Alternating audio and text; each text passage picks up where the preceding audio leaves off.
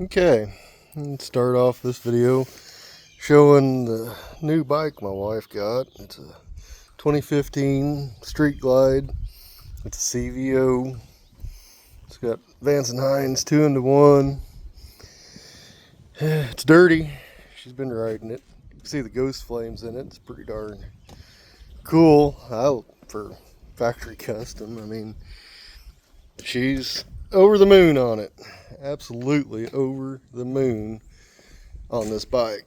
So I figured I'd talk about it a little bit. Kind of the story. Everything's got a story, I guess. If you tell it to somebody, then it's a story. So we'd got the FXR. She'd been riding it. I'd let her. I've got a 99 Electra Glide Standard. It's got close to 200,000 miles on it. And I'd let her ride it some. And she fell in love with it. Hands down, just didn't like the looks of it. I mean, to be honest, it's a standard. It's the basic of the basic. It's got some pretty hot cams in it. I can't remember now. It's an S&S gear drive, I want to say like a 504, but I'm probably misremembering. It's been so long. But anyway, she rode it. She rode the FXR. We did the mid controls in the FXR. We did the fairing on the FXR. I put the fat front tire. But despite the best efforts, it just don't handle like a bagger. So she went on the hunt. She wanted her own bagger for one. And she looked at, I don't know, 50 to 100 bikes. But this one was the first one she looked at. This 2015 Street Glide CVO. And it was priced too high for what either of us were really willing to go for at the time. So she kept looking, and she'd found I want to say it was a 2010 Street Glide Special. And she was willing to settle for it. And actually put 500 down and said hold it. And we were back and forth in conversation. And it just boiled down to it just wasn't the bike she wanted. I'm like, why don't you just make him an offer and what you think we can do, what you're comfortable with paying, and let's try that. So we did, and they a little bit of negotiations, but they accepted the offer. So we took the 500 that we put on the other one, held this one, and went and got it. And so we go. Neither of us like screwing around at dealerships. We're just not those kind of people. So we're there. We're kind of whatever to do to get out the door. And the salesman's giving us the run through of the bike. And it's got the touchscreen because 2015 had, I don't know what they call that. It's got the Rushmore setup, but that's not necessarily what I was going for. But anyway, it's got the big screen. It wasn't just a standard radio. Wasn't like my 24s, so had flipped it on and was kind of going through the radio. The salesman's like, we ought to not do that very long. We'll run the battery dead.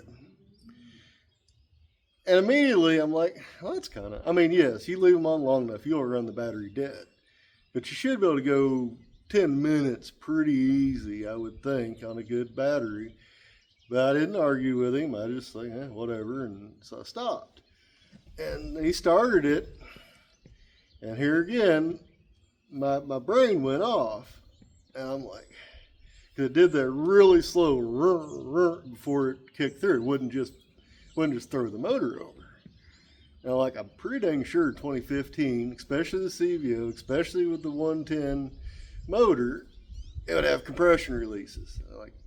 I could hear the compression releases, but it wasn't throwing it over strong. I'm like, that's a junk battery. But I convinced myself that no, it may just be the nature of the beast. I mean, there is, in some experience, there are just some bikes that don't throw over. I mean, it's just their character.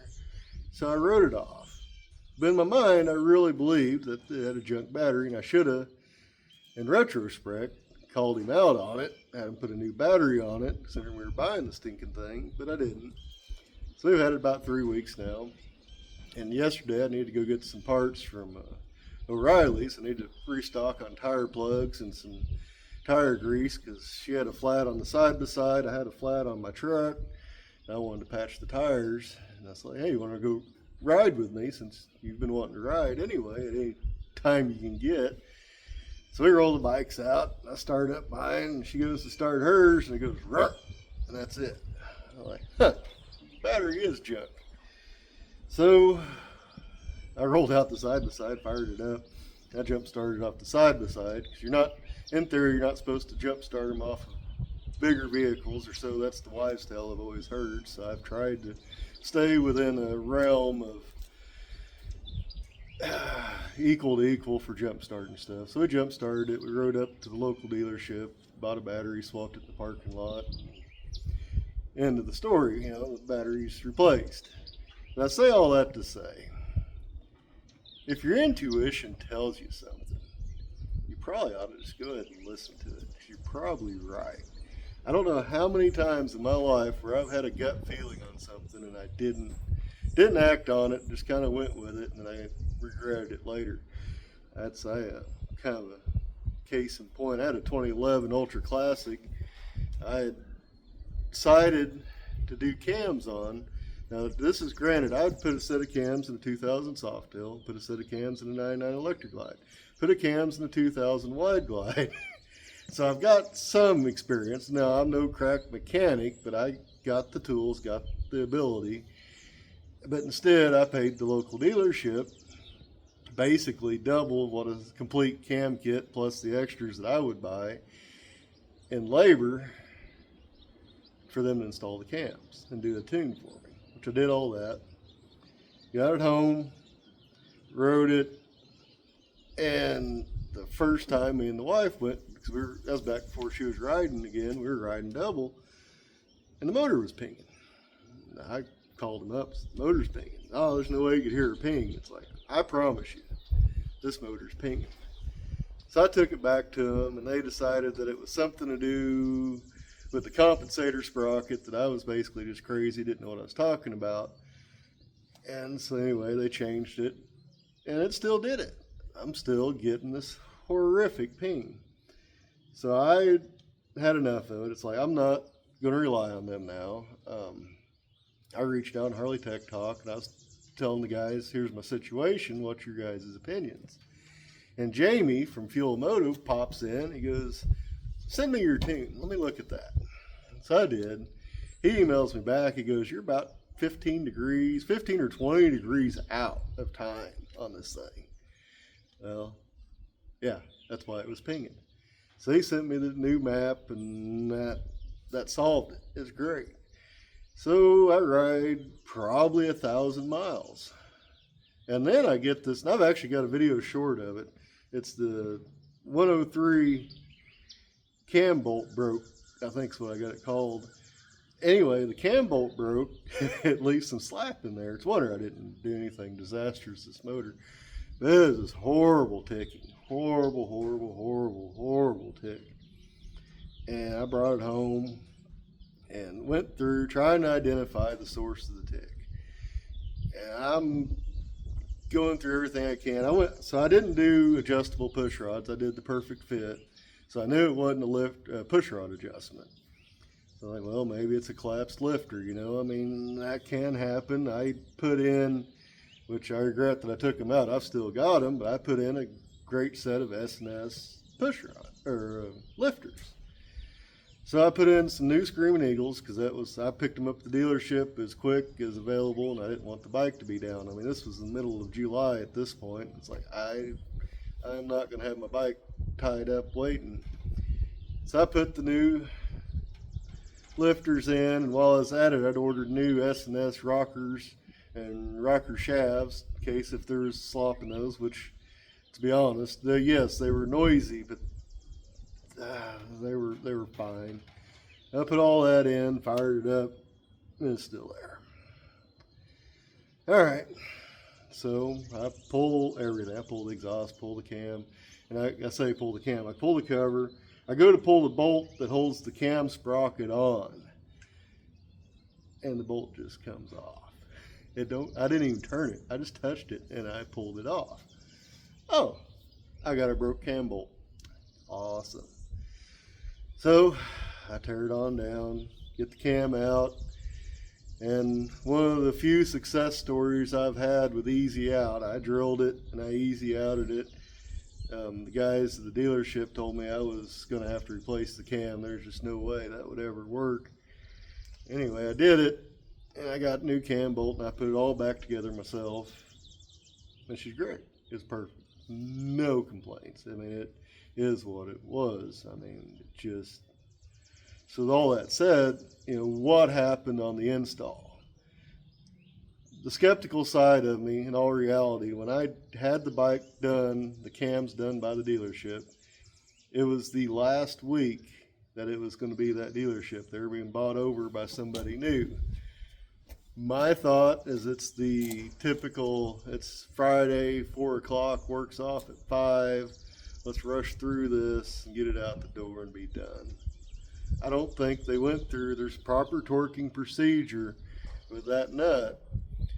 And though the manager did have the guy that worked on my bike recite to me, the creed of how you do that, I don't know. Maybe it's just a fluke.